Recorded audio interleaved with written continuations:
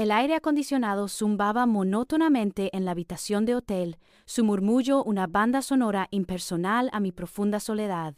Las paredes beige, la moqueta deslucida, el arte genérico. Todo era indistinto. Otra noche, otra ciudad. Pero no era la monotonía lo que me consumía. Ahora, al mirar atrás, sé que mi vida se partió en dos. Hubo un antes y un después, marcados por un instante fugaz, una imagen que se incrustó en mi retina y reescribió mi destino. Ese fue el día en que la traición me arrancó el suelo de los pies. Lo que pareció el final se transformó, lenta y dolorosamente, en el más glorioso de los renacimientos. De esas cenizas surgiría una mujer que ni yo misma reconocía. Pero antes de que las cenizas cubrieran mi existencia, y antes de que esa nueva mujer emergiera, hubo una época que, vista desde la distancia, parece casi un cuento de hadas, con Javier, mi marido, como el protagonista indiscutible de mi felicidad. Él era mi pilar, el hombre al que había entregado cada fibra de mi ser, la razón de mis sonrisas y mi ancla en este mundo a menudo caótico. Mi Javier, su nombre sonaba a promesa, a seguridad, a un amor inquebrantable que el destino, creía yo, había tejido solo para nosotros. Recuerdo sus ojos profundos, la forma en que su mano encajaba perfectamente con la mía, su risa contagiosa que llenaba la casa de alegría. Éramos la pareja envidiada, el ejemplo de amor verdadero para nuestros amigos y familiares. Nuestra vida era un mosaico de cenas tranquilas en casa, viajes espontáneos los fines de semana y la planificación de un futuro que imaginábamos juntos, envejeciendo bajo el mismo techo, compartiendo los mismos sueños. Él era, en mi mente, la encarnación de la perfección. Atento, cariñoso, exitoso en su trabajo y con una devoción hacia mí que me hacía sentir la mujer más afortunada del planeta. Mi propio trabajo, exigente y gratificante a partes iguales, me obligaba a viajar con frecuencia. Semanas enteras fuera de casa, en ciudades extranjeras, rodeada de hoteles idénticos y reuniones interminables. La soledad de la habitación se hacía palpable al caer la noche. Un manto pesado que solo la voz de Javier al otro lado del teléfono podía disipar. Cada llamada, cada videollamada, era un bálsamo para mi nostalgia, un recordatorio de lo que me esperaba en casa. Hablábamos de nuestro día, de las novedades, de los pequeños detalles que construyen una vida. Él me preguntaba por mis proyectos, yo por los suyos. Eran rituales sagrados que nos mantenían conectados a pesar de la distancia, alimentando esa llama de confianza y amor que consideraba impenetrable. Le echaba de menos con una intensidad que a veces me sorprendía. Extrañaba su presencia en la cama, el olor de su piel al despertar, el simple hecho de compartir el mismo espacio. Pero sabía que estos viajes eran parte de nuestro camino, un esfuerzo conjunto para construir el futuro que anhelábamos. Javier siempre me animaba, me decía lo orgulloso que estaba de mí, que era fuerte y capaz. Sus palabras eran mi gasolina, la certeza de que al final de cada viaje él estaría allí, esperándome con los brazos abiertos, listo para restaurar el orden en mi mundo. Jamás cruzaría por mi mente la más mínima sombra de duda. ¿Traición? ¿Engaño? Eran conceptos ajenos a nuestra burbuja. Javier era la lealtad personificada. Confiaba en él ciegamente, con la pureza y la inocencia de quien nunca ha sido herido. Él era mi roca, mi confidente, mi mejor amigo y mi amante. Mi vida giraba en torno a él, y esa era una órbita que me complacía.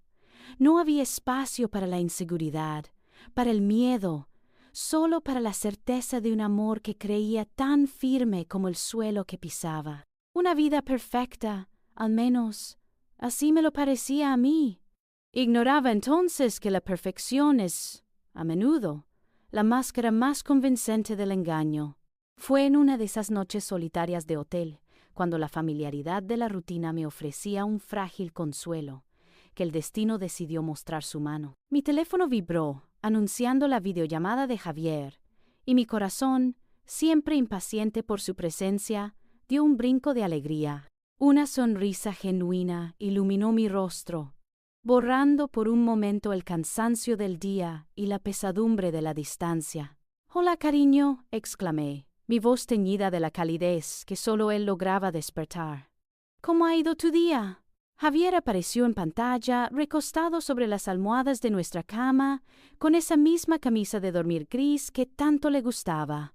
Su cabello revuelto, una ligera barba de un día que le daba un aire de inocente picardía.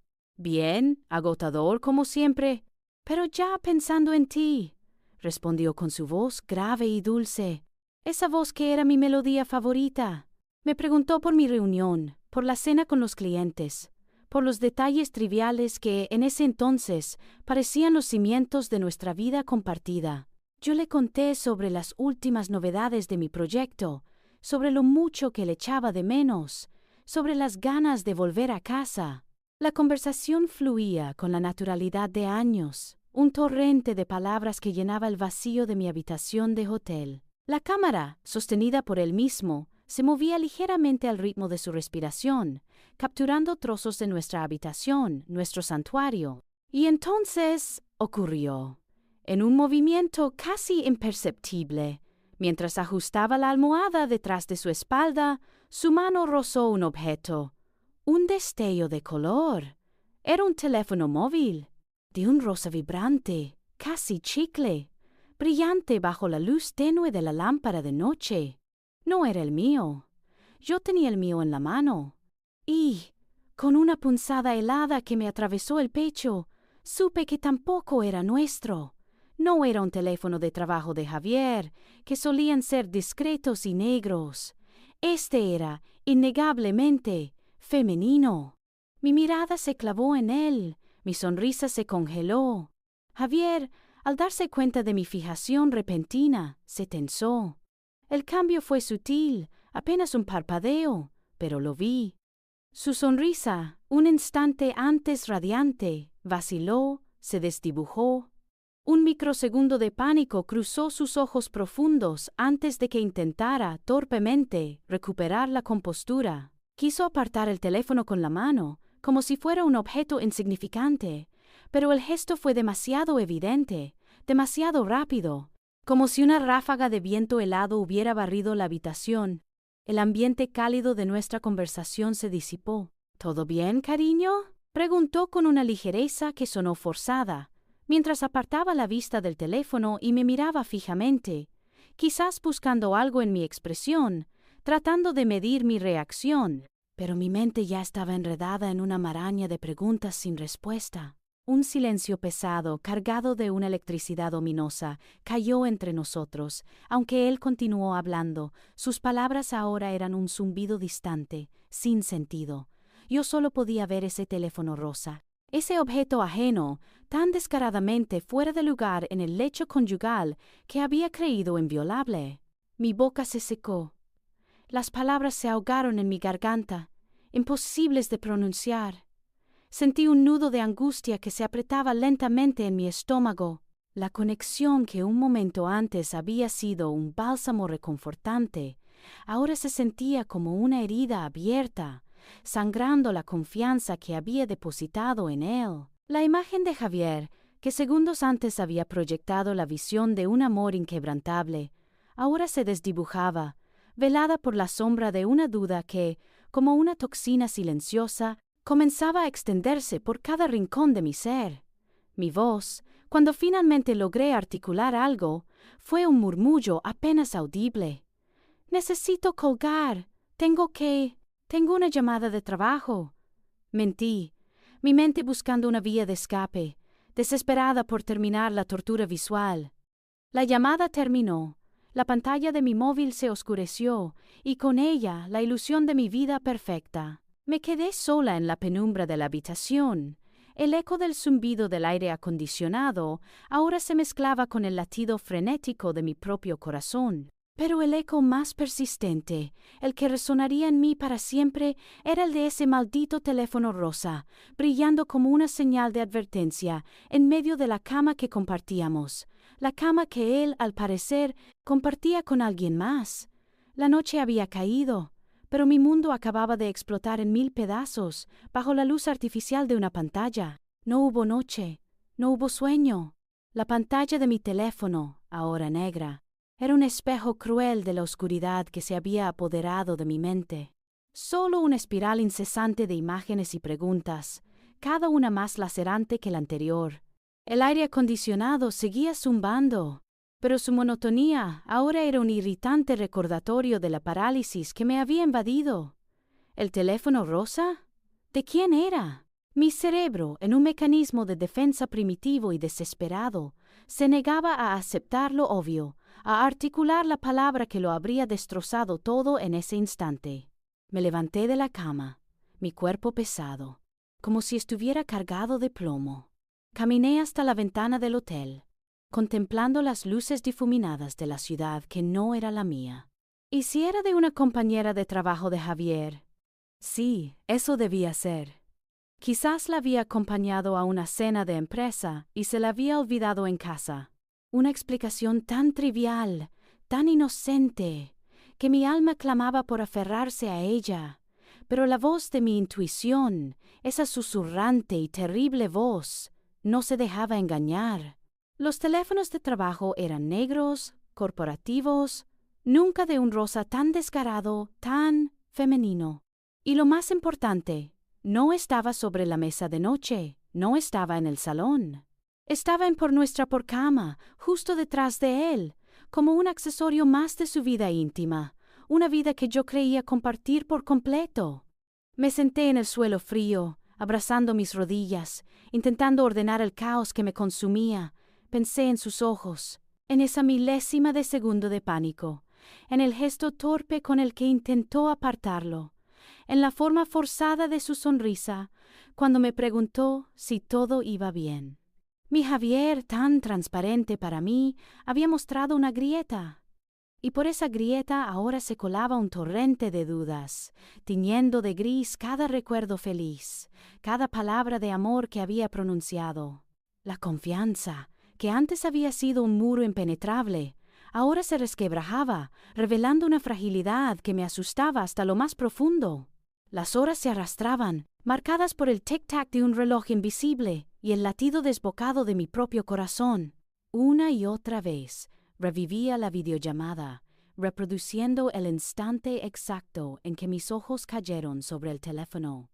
Intentaba buscar una explicación alternativa, una que salvara mi mundo.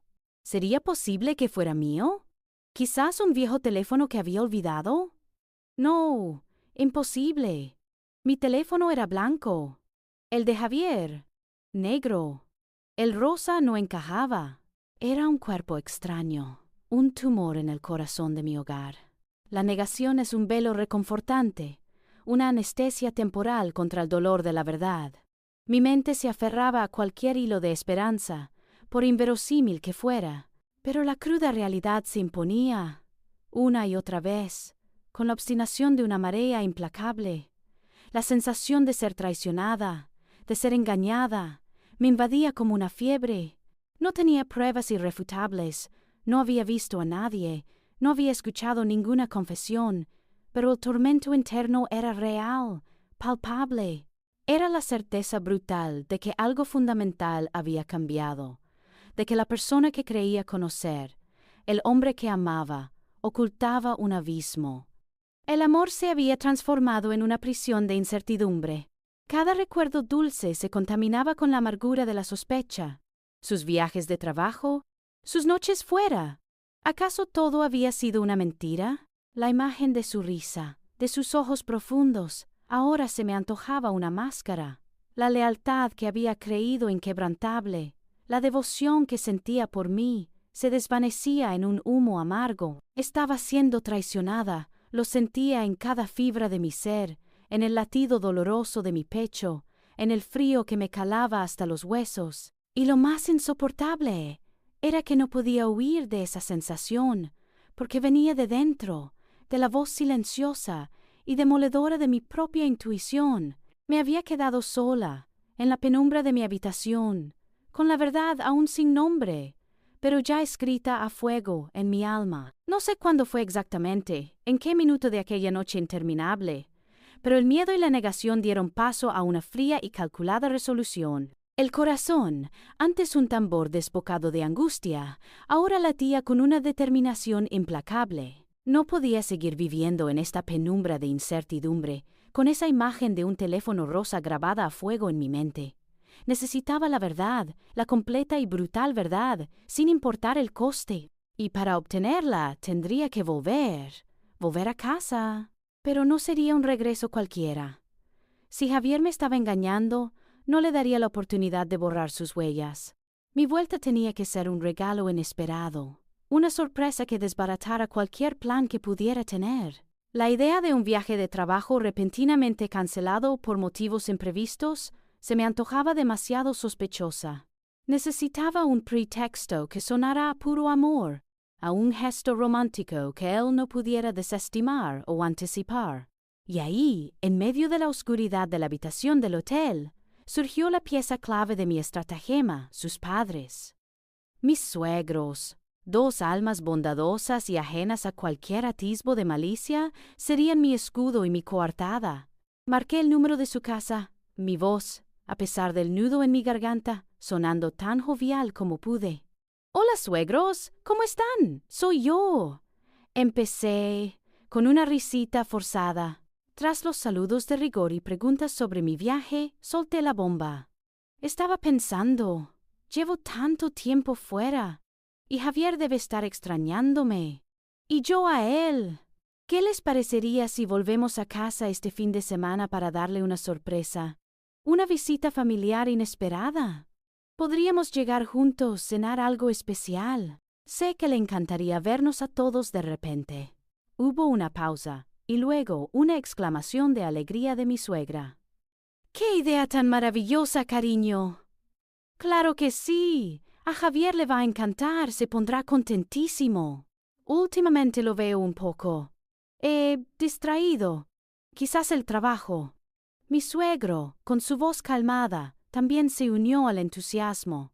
Sus corazones se derritieron ante la perspectiva de ver a su hijo feliz y de disfrutar de una cena familiar. No había ni un ápice de sospecha en sus voces.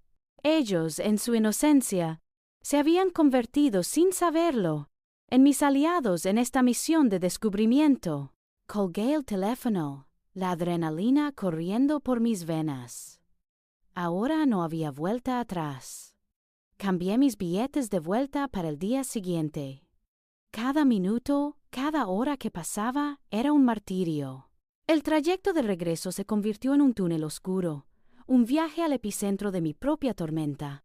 Sentada en el avión, mirando por la ventanilla cómo las nubes se extendían como un algodón infinito, mi mente no dejaba de reproducir la escena. Javier, el teléfono rosa, su microexpresión de pánico. Cada detalle se amplificaba, se retorcía. Me aferraba a la esperanza, la diminuta y casi irrisoria esperanza, de que todo fuera un malentendido, que hubiera una explicación lógica, un relato que borrara la sombra que se cernía sobre mi matrimonio. Pero, al mismo tiempo, una parte más sombría y sensata de mí misma se preparaba para lo peor. Mi estómago estaba revuelto, mi boca seca, pero una fuerza interna, desconocida hasta entonces, me impulsaba hacia adelante. Ya no era la mujer que se aferraba a una burbuja de perfección. Era una guerrera, aunque temblorosa, dispuesta a arrancar el velo de la mentira, sin importar lo que revelara. Madrid se acercaba, y con ella, la hora de la verdad. Me preparaba para un reencuentro que, presentía, no tendría nada de feliz. La determinación había vencido al miedo, al menos por ahora. El peso del equipaje era insignificante comparado con la carga de lo que estaba a punto de descubrir. Las ruedas del taxi chirriaron suavemente al detenerse frente a nuestra casa. Un sonido que en otro tiempo habría significado alivio y felicidad, pero que ahora se sentía como el preludio de una sentencia. Mi suegra, exultante, ya abría la puerta del coche, con una bolsa de la compra en la mano que había traído para la cena sorpresa. Mi suegro, más pausado, me ofreció su mano para ayudarme a salir, ajeno por completo al abismo que se cernía sobre nosotros.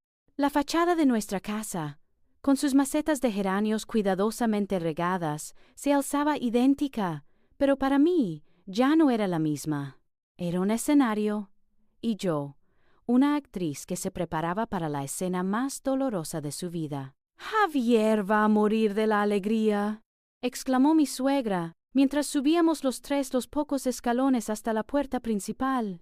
Su optimismo en ese instante era casi insoportable. Mi mano tembló ligeramente al introducir la llave en la cerradura. El clic, normalmente tan familiar, resonó con una resonancia extraña. Abrí la puerta, y una ola de silencio me golpeó. No el silencio acogedor de un hogar vacío esperando ser llenado, sino uno denso, pesado, como si el aire mismo contuviera un secreto inconfesable. «¿Javier?», llamó mi suegra, su voz rompiendo la quietud, pero sin obtener respuesta. Normalmente, el sonido de la puerta al abrirse o el murmullo de voces nos habría alertado. Pero no, solo un eco. Dejé mi pequeña maleta en el recibidor, sintiendo el frío mármol bajo la punta de mis dedos. Mis ojos escudriñaron el salón, la cocina, buscando alguna señal. Todo parecía en orden, incluso demasiado impoluto, como si un huracán de desorden hubiera sido barrido a toda prisa, dejando una superficie pulcra, pero con una perturbación energética en el ambiente. Y entonces, Loli. No era el aroma cítrico de mi perfume, ni el de la colonia amaderada de Javier. Era dulce, empalagoso, con un toque floral que no me pertenecía. Un perfume de mujer. Intenso, penetrante, como si alguien lo hubiera rociado generosamente minutos antes. Se había mezclado con el aire de mi casa, colonizando cada rincón con su presencia ajena. Mis fosas nasales se dilataron, absorbiendo esa evidencia olfativa que se clavó en mi cerebro como una daga. Mi mirada se encontró con la de mi suegra, que había fruncido ligeramente el ceño. «¿No te parece que huele un poco fuerte, cariño?», murmuró, también ella percatándose del intruso olfativo, aunque sin comprender su significado. No respondí. Mi mandíbula se apretó, mis puños se cerraron imperceptiblemente. La teoría de un malentendido se desvanecía en una bocanada de vainilla y jazmín. Fue entonces cuando Javier apareció. Salió del pasillo que conducía a los dormitorios, con el cabello aún ligeramente revuelto y una camisa que parecía haber sido puesta con prisa. Su rostro, al vernos a los tres parados en el recibidor, se descompuso. Sus ojos se abrieron desmesuradamente. Su boca se entreabrió en un gesto de incredulidad, luego de pánico. El color huyó de su cara, dejándolo lívido. «¡Mamá! ¡Papá! ¡Cariño! ¡Qué sorpresa! No los esperaba», balbuceó, su voz sonando forzada, casi un graznido. Intentó sonreír, pero era una mueca, una máscara mal puesta que no ocultaba el terror en sus pupilas. Se acercó a mí, sus movimientos torpes, como los de una marioneta con los hilos cortados. Intentó abrazarme, pero yo me mantuve ligeramente rígida, mi cuerpo una fortaleza inexpugnable. «Sorpresa, hijo, tu mujer ha tenido una idea maravillosa. Hemos venido a cenar todos juntos», dijo mi suegra, ajena al drama mudo que se desarrollaba ante sus ojos. Javier se rió, una risa hueca que no llegó a sus ojos. «Sí, claro, qué buena idea». Estaba leyendo en el dormitorio. Su mirada se desvió, evitándome, vagando por el recibidor como si buscara una salida de emergencia. Sudor perlaba su frente. Sus manos, que antes se unían a las mías con naturalidad, ahora se frotaban nerviosamente una contra la otra. La imagen del marido perfecto se resquebrajaba con cada respiración que exhalaba ese perfume dulce. Mi corazón, que durante el viaje había latido con furia, ahora se había calmado en una quietud gélida. La angustia se había transformado en una claridad brutal. Había dejado de temblar. Mi determinación, que había nacido en la oscuridad de la habitación del hotel, ahora era de acero puro. Sin pronunciar palabra, sin esperar, Sin darle a Javier una oportunidad de inventar otra excusa, di un paso hacia adelante. Ignoré su mirada suplicante, la preocupación creciente en los ojos de mis suegros. Mi destino y el de mi matrimonio no estaba en el salón, ni en la cocina. Estaba en ese pasillo, al final del cual se encontraba nuestro dormitorio. El santuario que, intuía, acababa de ser profanado. Mis pasos eran firmes, resueltos, el eco de mi silencio marcando el compás de mi propia destrucción y de su inminente caída. La puerta del dormitorio, apenas entornada, se abrió con un leve crujido bajo mi mano. No necesité empujarla del todo. La rendija fue suficiente para que mis ojos captaran la escena. Y allí, en el umbral de lo que había sido nuestro santuario, la visión se incrustó en mi retina, con la brutalidad de un cristal roto. Sobre nuestra cama, esa que Javier y yo habíamos compartido durante años, una cabellera rubia, de un tono casi platinado que nunca había visto en nuestra casa, se extendía sobre las sábanas de seda que yo había elegido con tanto esmero. Una figura femenina, joven, quizás de 20 y tantos, se incorporó de golpe, los ojos grandes y asustados, cubriéndose instintivamente con una sábana que, un día antes, había cubierto a Javier y a mí. Su cuerpo, desnudo bajo la tela, era la prueba irrefutable, el testamento viviente de la traición. Era ella, la dueña del teléfono rosa.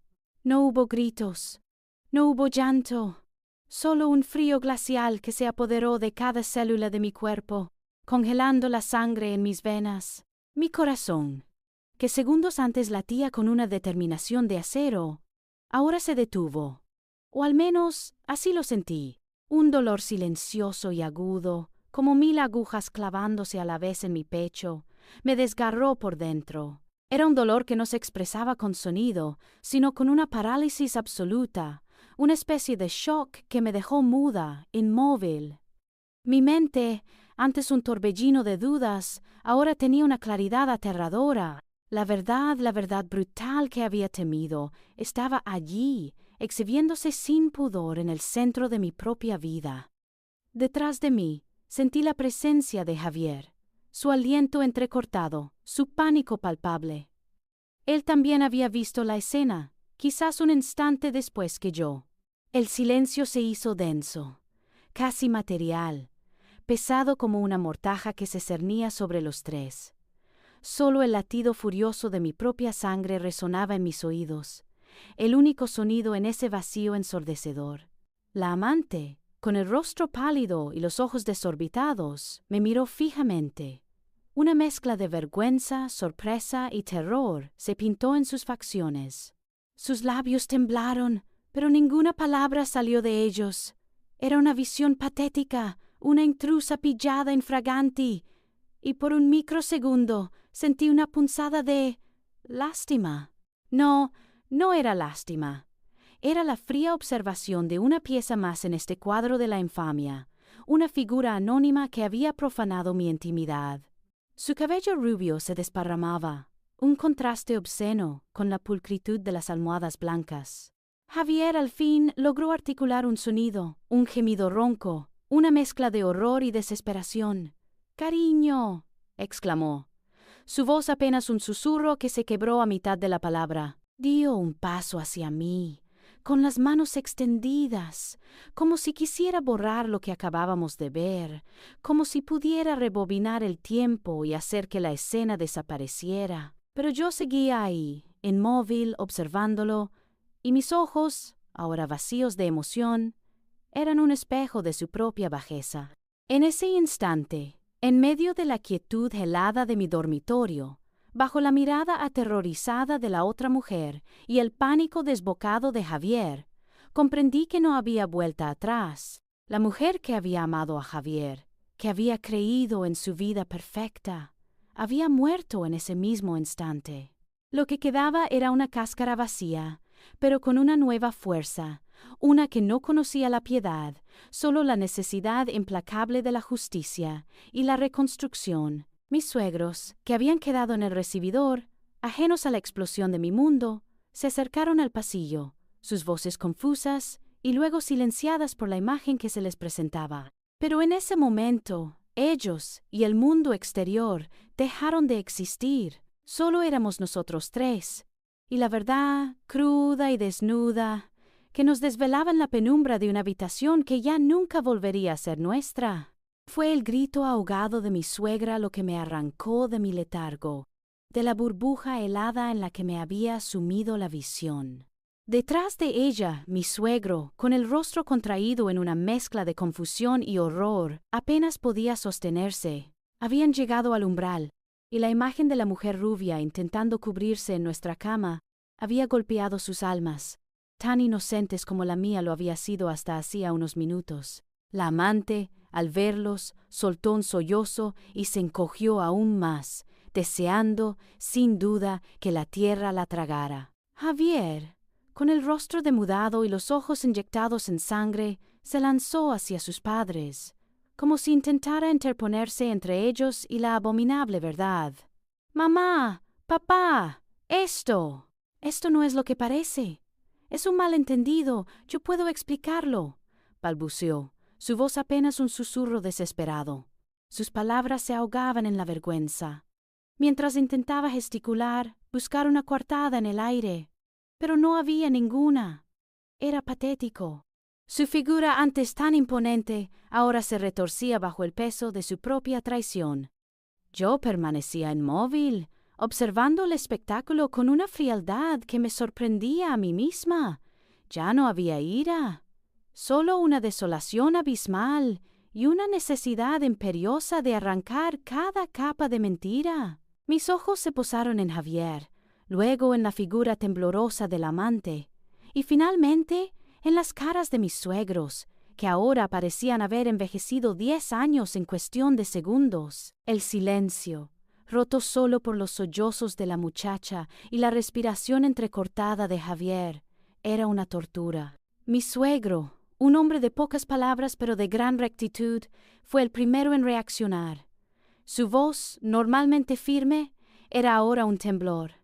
«Javier, ¿qué significa esto?», preguntó, sus ojos clavados en su hijo con una expresión de decepción que dolía más que cualquier golpe. Mi suegra, incapaz de articular palabra, solo gemía, llevándose las manos a la boca, sus ojos llenos de lágrimas que se desbordaban sobre sus mejillas arrugadas. Su hijo, su perfecto hijo, era un mentiroso, un adúltero, un extraño. Javier intentó nuevamente. «No es nadie, mamá. Solo una aventura sin importancia. Ella no significa nada. Fue un error, un momento de debilidad. Os lo juro. Yo te amo a ti, cariño», dijo, girándose hacia mí, sus ojos suplicantes, buscando un atisbo de compasión en mi rostro. Pero mi rostro era una máscara impenetrable. Sus palabras, que en otro tiempo habrían sido un bálsamo, ahora eran puñaladas silenciosas. ¿Una aventura sin importancia no significaba nada? La mujer rubia en nuestra cama, en nuestro santuario, era la prueba viviente de lo contrario. Mi voz, cuando salió, fue un hilo helado, carente de cualquier emoción. ¿Un error, Javier? ¿Un momento de debilidad? ¿En nuestra cama? ¿Con la dueña del teléfono rosa?, pregunté, la mención del objeto resonando en la habitación como una campana de condena. Sus ojos se abrieron aún más. Sabía que sabía. La batalla de la negación estaba perdida. Él bajó la mirada, incapaz de sostener la mía. Su cuerpo se desplomó ligeramente, el aire pareciéndose a un peso insoportable sobre sus hombros. La amante, al ver que la verdad era innegable, se levantó con la sábana aferrada a su cuerpo y con un movimiento rápido y silencioso intentó salir de la habitación, de la casa, de esa humillación. Pero mi mirada la detuvo, una mirada que le hizo temblar y quedarse quieta, atrapada en su propio infierno. Javier, acorralado por la mirada de sus padres y la mía, dejó caer los brazos. El intento de defenderse se desmoronó. Su rostro, bañado en sudor y lágrimas silenciosas, se arrugó en una mueca de desesperación. «Lo siento», sollozó, su voz rota, apenas audible. «Lo siento tanto». Sí, Es verdad. La conocí hace unos meses. Fue una estupidez. Un error. Un grave error. No sé por qué lo hice. No sé qué me pasó. Lo juro que me arrepiento. Estoy destrozado, cariño. Por favor, perdóname. Se arrodilló, literalmente, frente a mí, con las manos juntas en un gesto de súplica, como un mendigo implorando caridad. Las lágrimas ahora brotaban sin control de sus ojos. Era una imagen de patetismo absoluto, un hombre deshecho por su propia cobardía. Mis suegros, al escuchar la confesión de su hijo, se quedaron petrificados. Mi suegra soltó un gemido lastimero, un sonido gutural de dolor y decepción. Mi suegro, que se había mantenido en silencio, negó con la cabeza lentamente, sus ojos llenos de una tristeza profunda que trascendía la rabia. No había ira en sus miradas hacia Javier, solo una pena inmensa, la pena de ver a su hijo deshonrarse, a su familia fracturarse. La rubia, aún medio escondida, se tapaba la cara, avergonzada. Su papel en este drama era el de una espectadora indeseada de la caída de su amante. Yo, sin embargo, no sentía nada por ella, solo un vacío punzante. Mi atención estaba fija en Javier, en el hombre que había jurado amarme, en el que había destruido todo lo que habíamos construido. Sus disculpas, sus lágrimas, su patetismo, no llegaban a mí. Eran sonidos sin eco en el abismo que se había abierto en mi alma.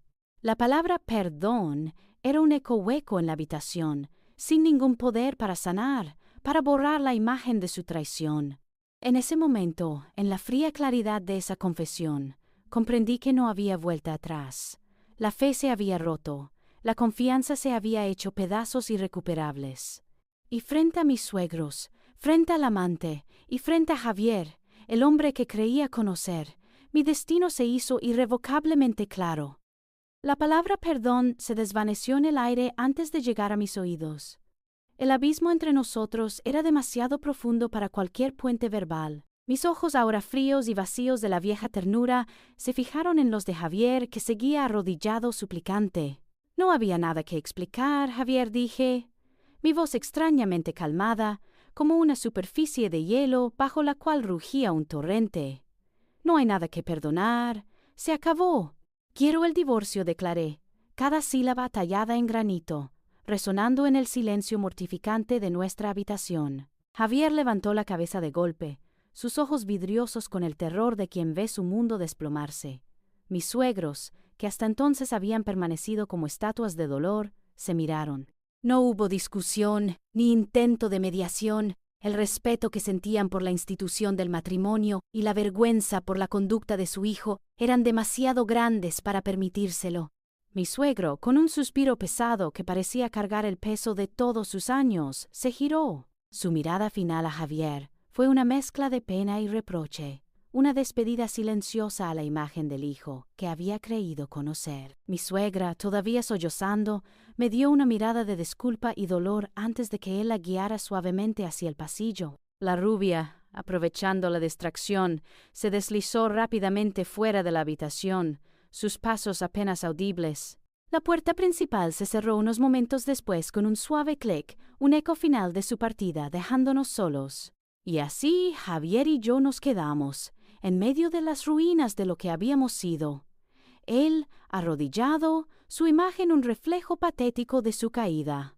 Yo, de pie, sintiendo el aire pesado del dormitorio, ahora impregnado no solo de un perfume ajeno, sino del olor acre de la mentira y la desilusión. El silencio que siguió a la partida de sus padres no era vacío, estaba lleno de los fragmentos de mi vida rota, pero también de una nueva y extraña sensación de ligereza. La claridad que había buscado con tanta desesperación había llegado, y aunque dolía con una intensidad brutal, también traía consigo la promesa de una libertad inexplorada. Miré alrededor de la habitación, antes un refugio, ahora un campo de batalla. Las fotos en la mesita de noche, nuestros libros compartidos, los objetos que contaban nuestra historia, todo parecía mofarse de mí. Pero la desesperación no me consumió. En su lugar, una llama fría de determinación comenzó a arder. El Javier que había amado, el que había creído mi pilar, era una fantasía. El hombre ante mí, arrodillado y llorando, era un extraño. Y con esa revelación, supe que mi propio renacimiento ya había comenzado. El dolor era inmenso, sí, pero ya no era un dolor que me paralizara. Era el dolor purificador de una herida, que una vez limpia, comenzaría a cicatrizar. Esta casa, que había sido mi hogar, era ahora el lugar donde había muerto una parte de mí, y donde otra, más fuerte y resuelta, estaba a punto de nacer. No había espacio para la piedad, solo para la necesidad de seguir adelante. Tras el eco de la puerta principal cerrándose, la habitación se llenó de un silencio diferente, uno que no ahogaba, sino que resonaba con la cruda verdad de mis palabras. Javier seguía allí, arrodillado, su imagen deshecha por el pánico y las lágrimas, pero ya no era mi pilar, ni mi responsabilidad. Su dolor era suyo, y yo tenía el mío. Una herida profunda que, por paradójico que pareciera, comenzaba a delinearse con la forma de una extraña libertad. Lo miré una última vez, sin piedad, sin rencor, solo con la fría determinación de quien sabe que debe cortar un lazo roto. Me di la vuelta, recogí la maleta que había dejado en el recibidor y salí de lo que había sido mi hogar. No hubo discusión ni ruegos. Solo el sonido de mis propios pasos al alejarme y el clic final de la cerradura que sellaba el fin de una era. Los primeros días fueron una niebla densa de dolor y papeleo. El divorcio no era solo una palabra, sino una maraña de trámites legales, de separación de bienes, de desmantelamiento de una vida compartida que había creído eterna. Cada documento firmado era una puñalada silenciosa, un reconocimiento oficial de la muerte de mi matrimonio. Me mudé a un pequeño apartamento temporal, un espacio impersonal que, sin embargo, se sentía como un santuario frente al eco de nuestra casa. Había momentos en que la desolación me invadía, cuando las lágrimas corrían sin control, alimentadas por la traición, por la nostalgia de un futuro que nunca sería. El insomnio era mi compañero más fiel, y la comida, un concepto ajeno a mi estómago encogido. Pero en medio de ese duelo, surgieron, casi imperceptiblemente, pequeños actos de autocuidado. Una mañana, me obligué a salir a correr, el aire frío en mi cara, el ritmo de mis pies en el asfalto, una forma brutal de sentirme viva. Otra noche, preparé una cena sencilla para mí, la primera comida que saboreaba en días. Volví a leer, a escuchar la música que Javier nunca entendió, a redescubrir los pequeños placeres que había sacrificado en el altar de una relación que resultó ser una farsa. No eran grandes victorias, pero cada uno de esos gestos era un ladrillo en la reconstrucción de mi propia existencia, un recordatorio de que yo seguía ahí, entera, aunque rota. Mi trabajo se convirtió en mi refugio, mi ancla. Las horas en la oficina, las reuniones, los proyectos, eran una distracción bendita del torbellino emocional que aún me agitaba por dentro. Me lancé de cabeza, con una energía que antes no recordaba poseer. Mis colegas notaron la intensidad, la concentración, pero asumieron que era parte de mi dedicación habitual. Lo que no sabían era que cada informe, cada presentación, era un acto de supervivencia, una forma de demostrarme a mí misma que mi valor no dependía de la lealtad de un hombre. Encontré una extraña satisfacción en la eficiencia, en la claridad de los objetivos profesionales, en el palpable progreso de mis proyectos. Fue en esas semanas, mientras intentaba dar sentido al caos, que el verdadero viaje de autodescubrimiento comenzó. Javier había sido mi espejo, mi definición de felicidad. Ahora, sin él, me veía obligada a mirar hacia adentro, a desenterrar a la mujer que había quedado sepultada bajo años de un amor ciego. ¿Quién era yo realmente sin la sombra de su nombre, sin el peso de sus expectativas? Empecé a cuestionar mis propias creencias, mis miedos, mis sueños, No se trataba solo de superar una traición, sino de forjar una identidad nueva, más fuerte, más auténtica. El dolor era el precio, pero la promesa de encontrarme a mí misma, de resurgir de esas cenizas como una persona completa e independiente, era una fuerza imparable que me impulsaba hacia adelante. Sabía que el camino sería largo y arduo, pero por primera vez en mucho tiempo sentí que caminaba hacia mi propio destino, no hacia el de alguien más. Mientras yo reconstruía los cimientos de mi existencia, ladrillo a ladrillo, el eco lejano de la vida de Javier llegaba a mí como un lamento ahogado, un presagio sombrío de su propia desintegración. Las noticias, filtradas a través de viejos contactos comunes o por la inevitable red de rumores de la ciudad, pintaban un cuadro de decadencia que contrastaba brutalmente con la luz que yo empezaba a ver. No era una satisfacción perversa lo que sentía, sino una fría constatación. El karma, esa fuerza invisible, pero implacable, ya había comenzado su obra. No pasó mucho tiempo antes de que se corriera la voz de que Javier había perdido su empleo. Ese puesto directivo que tanto le enorgullecía, esa carrera ascendente que había sido parte de nuestra vida perfecta, se desvaneció como un espejismo. Sus antiguos colegas, aquellos que una vez lo admiraron, ahora murmuraban sobre su falta de compromiso, sus ausencias injustificadas y una actitud errática que ya no podía disimular. La imagen de profesional impecable se desmoronaba tan rápido como lo había hecho la de marido perfecto. Su reputación, antes un pilar de su identidad, ahora era una sombra, un estigma que le seguía a todas partes. La mujer rubia, la dueña del teléfono rosa, al parecer también se había desvanecido, incapaz de soportar el peso de su caída. Los amigos, aquellos que una vez llenaban nuestra casa con risas y charlas, se esfumaron. Algunos por lealtad a mí o por pura vergüenza ajena. Otros porque el Javier de antes, el seductor y exitoso, había sido reemplazado por una sombra amargada y autodestructiva. De repente, las invitaciones dejaron de llegar, el teléfono dejó de sonar. Se encontró en una soledad que él mismo había tejido con sus mentiras, una telaraña de aislamiento que no le ofrecía escapatoria. Los mismos padres que lo habían visto arrodillado pidiendo perdón, ahora solo le ofrecían un apoyo distante, teñido de una profunda tristeza y decepción que no podían disimular.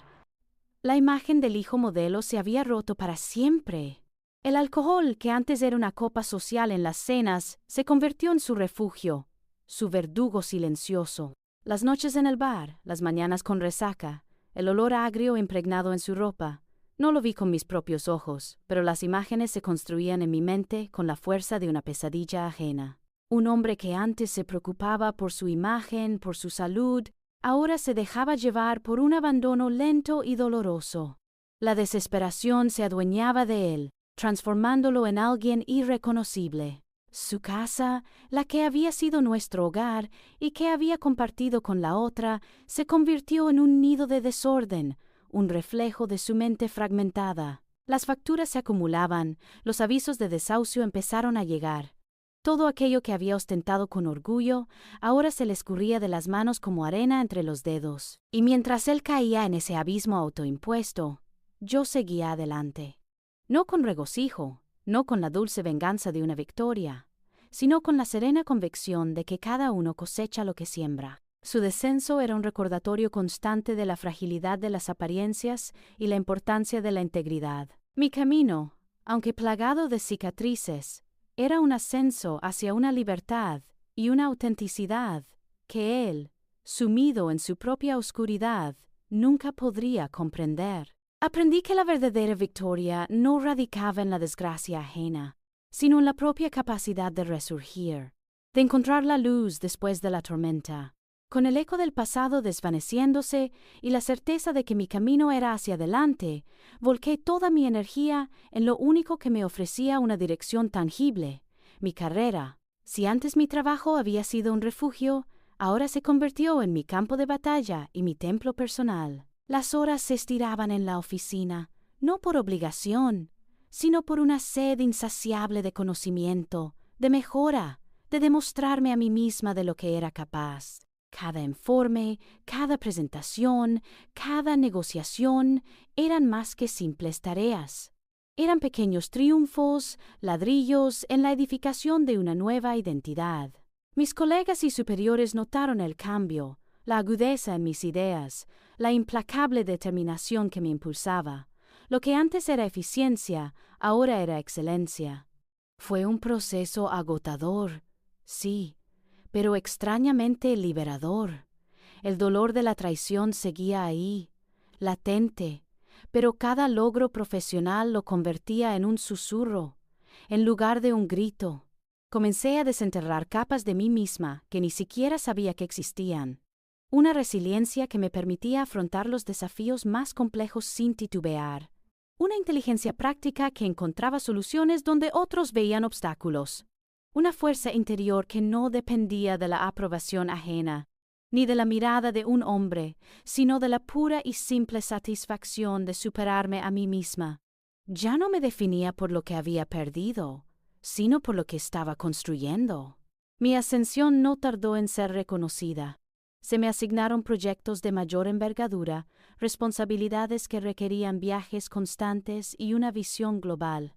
El primer destino fue un congreso internacional en Berlín, una ciudad vibrante y llena de historia.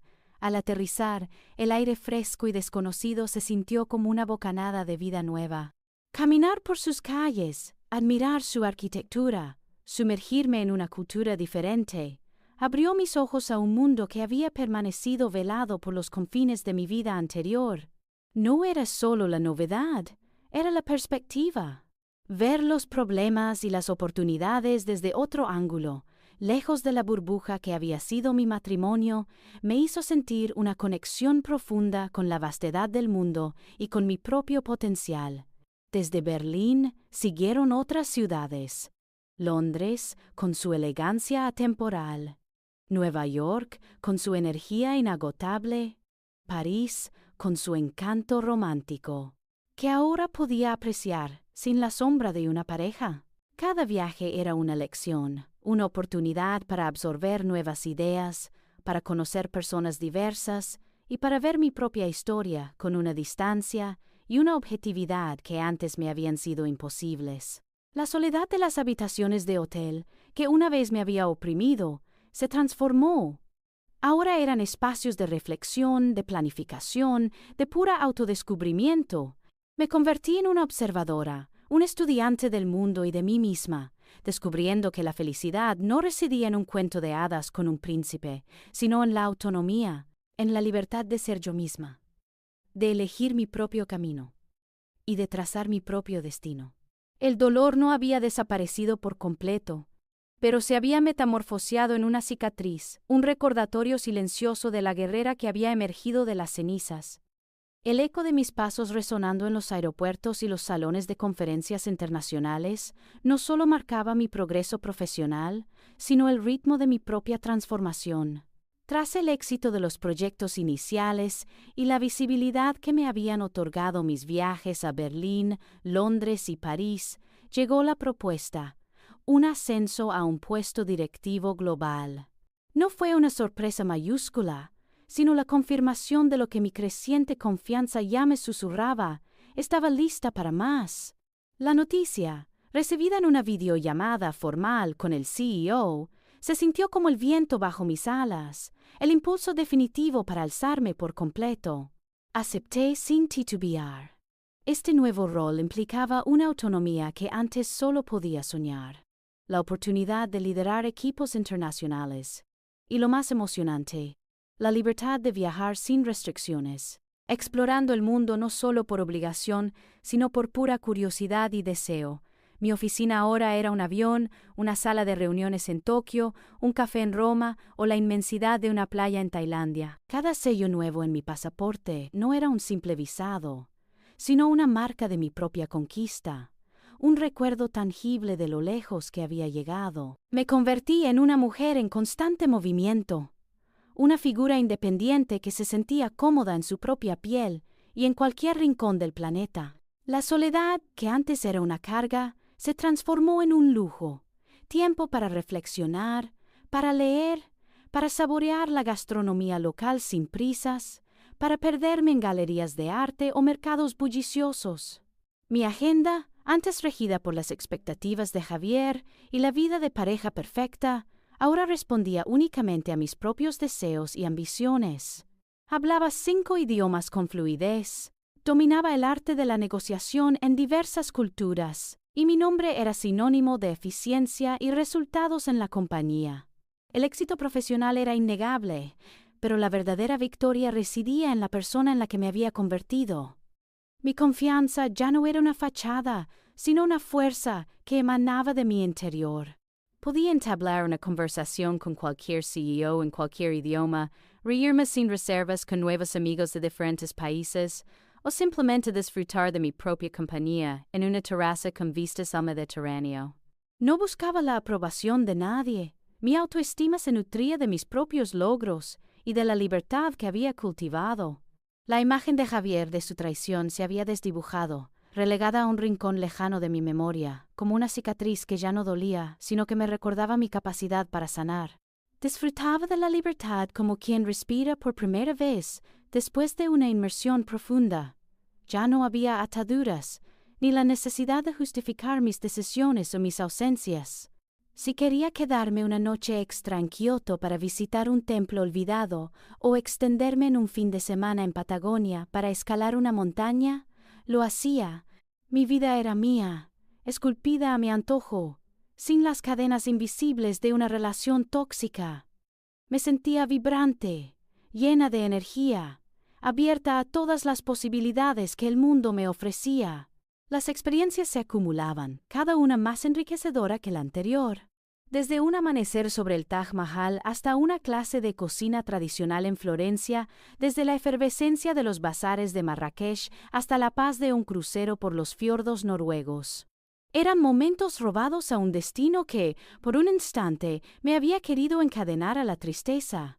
Y en cada uno de esos momentos, la alegría de vivir sin ataduras me inundaba. Reía a carcajadas, me emocionaba con paisajes nuevos, aprendía de cada interacción. La mujer que era ahora se miraba al espejo con una sonrisa. Ya no era la ingenua enamorada, sino una trotamundos sabia, resiliente y sobre todo feliz. Había recuperado mi voz, mi poder y un sentido de propósito que trascendía cualquier relación personal. El mundo, que una vez había parecido un lugar intimidante y vasto, ahora era mi patio de juegos, mi aula, mi hogar, y lo más hermoso de todo era que esta felicidad no dependía de nadie más que de mí misma. Una libertad que sabía era el tesoro más grande que había encontrado en este largo y tortuoso viaje. Sin embargo, el destino, con su peculiar sentido de la ironía, tenía aún más lecciones y regalos por entregar. Fue en el marco de una de nuestras cumbres anuales en Kioto, donde los cerezos en flor pintaban la ciudad de un rosa efímero, que mi camino se cruzó con el de Santiago. Él no era un colega más. Con su mirada perspicaz y una sonrisa genuina que rara vez llegaba a los altos círculos corporativos, Santiago era el hijo del dueño de la compañía, pero su presencia carecía por completo de la arrogancia o el aire de superioridad que a menudo acompañaba a su posición. Lo que más me llamó la atención no fue su apellido, sino la forma en que escuchaba, con una atención plena y un interés sincero en mis ideas, en mis proyectos, en la visión que yo tenía para el futuro de la empresa. Nuestras primeras interacciones fueron estrictamente profesionales, conversaciones sobre estrategias de mercado en los pasillos del centro de convenciones o intercambios de opiniones durante las cenas de gala. Pero poco a poco, esos encuentros formales se tiñeron de una curiosidad mutua. Hablaba con él de mis viajes, de las culturas que había descubierto, de los desafíos que enfrentaba. Él, a su vez, me compartía sus propias pasiones, desde la fotografía de paisajes hasta la filosofía oriental, demostrando una profundidad que iba mucho más allá de las cifras y los balances. No había prisas, no había presión. Era una conexión que se tejía con hilos invisibles de respeto y admiración mutua, una danza pausada de mentes y almas. Con Santiago, la base era la comprensión. Él valoraba mi independencia, mi trayectoria, la mujer fuerte y autónoma en la que me había convertido. No buscaba eclipsarme ni redefinirme. Por el contrario, admiraba mi luz propia. Recuerdo una conversación en particular, bajo los farolillos de un izakaya en Kioto, donde le conté, con cierta reticencia inicial, una parte de mi historia. No necesité entrar en detalles sórdidos. Con un par de frases sobre una traición pasada y la reconstrucción personal que había seguido, él asintió con una sabiduría silenciosa. Las cicatrices nos recuerdan dónde hemos estado, no a dónde vamos, dijo. Y en sus ojos no vi lástima, sino una profunda empatía y un respeto inquebrantable por mi resiliencia. No trató de arreglarme ni de borrar mi pasado, sino de comprenderlo y celebrarme por haberlo superado. Esa autenticidad fue el bálsamo que mi corazón, aún cauteloso, necesitaba. Con Javier, mi amor se había sentido como una cuerda tensa, un intento desesperado por aferrarse a una fantasía. Con Santiago era como una corriente del río serena que fluía con naturalidad. No había necesidad de máscaras ni de juegos. Podía ser yo misma, con mis fortalezas y mis vulnerabilidades, y él me recibía con una aceptación que sanaba viejas heridas. No idealizaba la relación. Sabía que el amor requería esfuerzo y compromiso, pero esta vez, ese esfuerzo no venía del miedo a perder, sino de la alegría de construir juntos. Poco a poco me atreví a amar de nuevo. No fue una decisión consciente, sino una rendición gradual. Los miedos que acechaban en los rincones de mi alma, los resentimientos que a veces se asomaban, comenzaron a desvanecerse ante la constancia de su ternura, la firmeza de su carácter y la pureza de sus intenciones. Con él, la libertad que tanto había atesorado no se sentía amenazada, sino expandida. Era una libertad compartida, donde ambos éramos individuos completos que elegían caminar juntos, sin ataduras, solo con la dulce promesa de un amor verdadero, construido sobre cimientos sólidos de respeto y una profunda admiración mutua. Finalmente, había encontrado un compañero que celebraba mi esencia, en lugar de intentar domarla. Ahora, mientras compartía con Santiago la quietud de una tarde en un café parisino o el bullicio de un mercado de especias en Marrakech, mi mente viajaba, a veces, a ese pasado que parecía pertenecer a otra vida. La voz de Javier, el olor de ese perfume ajeno, el maldito teléfono rosa, eran ahora ecos distantes, fantasmas de una existencia que por fortuna había quedado atrás. Recordarlo no provocaba dolor, sino una serena constatación del camino andado y de la justicia poética que el tiempo, inexorablemente, había entregado. Santiago, con su presencia calmada y su risa fácil, era la antítesis de Javier.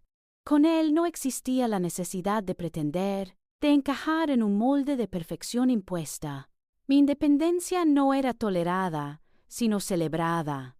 Mis ideas no eran escuchadas con condescendencia, sino con genuino interés. Nuestro amor se construía día a día sobre la transparencia, el respeto y una admiración mutua que era tan tangible como el aire que respirábamos. No era un cuento de hadas, era una realidad hermosa y compleja, forjada con las lecciones aprendidas de mis propias cicatrices. Había descubierto que el amor verdadero no reside en la fusión de dos personas en una sola entidad dependiente, sino en la danza de dos almas completas que eligen caminar juntas, enriqueciéndose mutuamente sin perder su esencia. Reflexionaba a menudo sobre el contraste entre nuestros destinos. Javier, el hombre que había prometido un futuro de cuento de hadas, se había hundido en un pozo de autodestrucción. Las noticias que me llegaban, cada vez más esporádicas y distantes, hablaban de una vida marcada por la soledad, el alcohol y la amargura. Había perdido no solo su trabajo y sus amigos, sino también, y quizás lo más importante, su propia dignidad. El karma había obrado su magia, lenta pero implacable, despojándolo de todo aquello que una vez había ostentado. Su caída no me producía alegría, sino una profunda y sombría lección sobre las consecuencias de la traición y la falta de integridad. Él había elegido el camino de la mentira, y su recompensa fue el vacío. Yo, en cambio, había elegido el camino de la verdad, de la confrontación dolorosa, pero liberadora. Había recogido los pedazos de mi vida y los había convertido en un mosaico de experiencias, de aprendizajes, de fortaleza.